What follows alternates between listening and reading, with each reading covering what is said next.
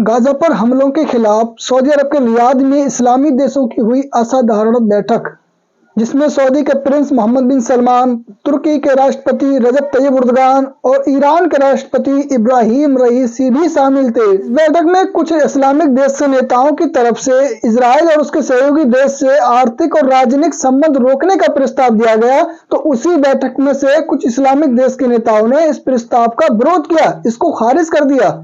इस बैठक में सऊदी के प्रिंस मोहम्मद बिन सलमान क्या बोले?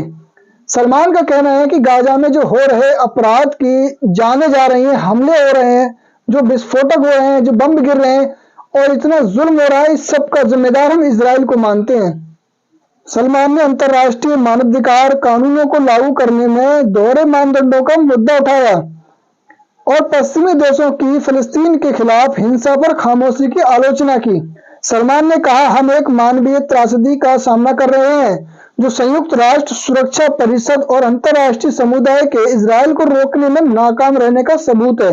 सलमान ने कहा कि गाजा में हिंसा तुरंत रुकनी चाहिए और जो लोग बंधक बनाए हुए हैं उन्हें रिहा भी करना चाहिए। बात करें ईरान के राष्ट्रपति इब्राहिम रईसी की, तो रईसी ने कहा कि गाजा पर इजराइल का हमला इतिहास का सबसे बड़ा अपराध है। रईसी ने इजराइल के खिलाफ सख्त रवैया अपनाते हुए इस्लामी देशों से तेल आपूर्ति करने का आह्वान किया।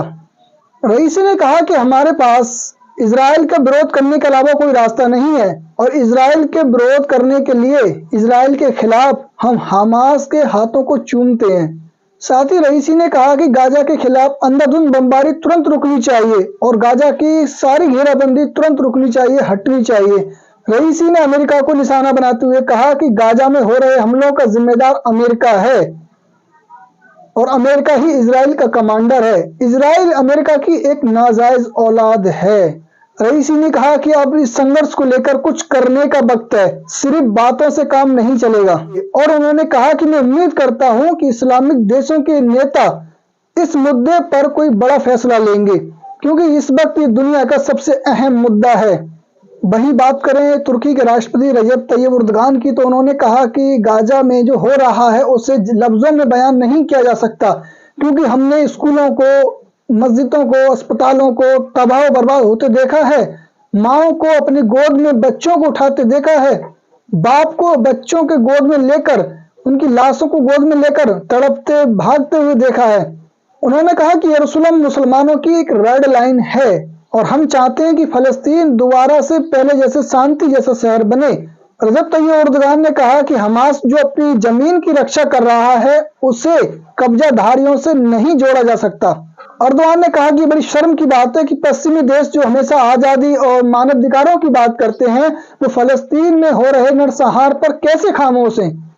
उन्होंने कहा कि ओआईसी को गाजा के नवनिर्माण के लिए फंड जारी करना चाहिए और जो गाजा में तबाह बर्बाद हुआ है, जो नुकसान हुआ है, उसके लिए इजराइल को जुर्माना देना चाहिए। अल्जीरिया, लेबनान समेत कुछ देशों ने गाजा में हो रही बमबारी के जवाब में इजराइल और उसके सहयोगी देशों से तेल आपूर्ति और उसके अलावा जिन देशों की इनसे राजनीतिक आर्थिक संबंध हैं उनसे तोड़ने के लिए प्रस्ताव दिया, लेकिन संयुक्त अरब अमीरात और बहरीन जैसे कम से कम 3 देशों ने इस प्रस्ताव को खारिज कर दिया। आपको बता दें, इजराइल और उसके प्रमुख समर्थक अमेरिका ने अब तक संघर्ष विराम की जितनी भी मांगे आई हैं, संभावनाओं को सबको खारिज किया है और हमारे अरब देश के नेता सिर्फ मीटिंग कर रहे हैं, बातें कर रहे हैं और इस मीटिंग को इन्होंने इमरजेंसी मीटिंग कहा है, जबकि 35 दिन हमला होते हुए गाजा के अंदर सारा कुछ तबाह बर्बाद हो गया और ये इसको इमरजेंसी मीटिंग कह रहे हैं और अभी भी सारे मिलकर सिर्फ मांग कर रहे हैं और इनकी मांगों को इजराइल और अमेरिका बिल्कुल खारिज कर रहा है। फिर भी इनको होश नहीं आ रहा, ये सिर्फ जुमलेबाजी, बयानबाजी करते हैं और मीटिंग करते हैं, अच्छे से अच्छे वहां खाने खाए और अपने अपने जगह चले जाते हैं, लौट जाते हैं, अपने घर बैठ जाते हैं। दोस्तों, गाजा में जो हाल हो रहा है वो गाजा के लोग सह रहे हैं। इसका दर्द गाजा के अलावा, फिलिस्तीन के अलावा और कोई सहन नहीं कर सकता। इन अरब देश के नेताओं की मीटिंग से, बैठक से गाजा में हो रही बमबारी पर क्या असर पड़ रहा है, ये आप खुद देख सकते हैं। कोई भी प्रभाव नहीं पड़ रहा। इजराइल बराबर हमले कर रहा है और इनकी मांगों को खारिज कर रहा है। आखिर देखते हैं कब तक ये लोग जुमलेबाजी करते हैं और किस दिन एक्शन लेते हैं, जमीनी काम किस दिन करते हैं। ये लेटेस्ट न्यूज और सच्ची खबर देखने के लिए चैनल को सब्सक्राइब कर लें।